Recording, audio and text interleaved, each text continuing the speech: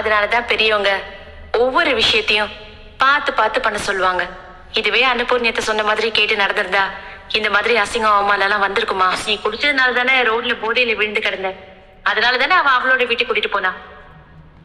இதுவே நீ குடிக்காம இருந்திருந்தா இது எதுவுமே நடந்திருக்காதுல்ல. சரி, இப்ப அதெல்லாம் பேசி ஒன்னும் ஆக போறது இல்ல. இந்த வேஷ்டி சட்டையை மாத்திக்கிட்டு எப்பவும் போல மின்னுக்கு போய் உன்னோட வேலையை பாரு. இப்படி மூஞ்சியை தொங்க போட்டுட்டுலாம் இருக்காத. முதல்ல ட்ரெஸ் மாதிரி கிளம்பு. உன்ன மாதிரி ஒரு பொண்ணு என் வாழ்க்கையில கிடைச்சதுக்கு நான் கொடுத்து வச்சிருக்கணும். அதானே சொல்ல போறேன். இப்படி சென்டிமெண்ட் எல்லாம் பேசி என்ன கடுப்பைத்தாரு. எல்லாரும் உன்னை பத்தி தப்பா சொல்லியும் நான் மட்டும் உன்னை நம்புறதுனால நான் உன்னை ஏத்துக்கிட்டதாவும் நான் உன் கூட வாழ விரும்புறதாவும் தப்பா மட்டும் நினைச்சிடாத. இது ஒரு மனிதாபிமானத்துல செய்யற உதவி, அவ்வளவுதான்.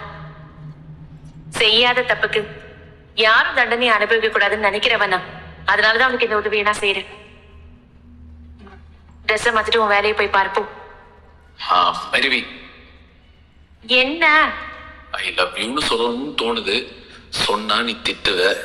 இருக்கிற பிரச்சனைல இது வேற. இல்ல ஒண்ணுல பெருவி, நீ போ.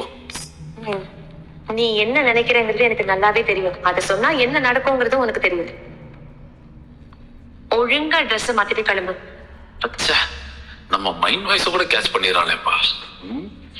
எனக்கு மல்லிப்பூ வாங்கி தெரியா? மல்லிப்பூவா? இங்க எங்க விக்குது?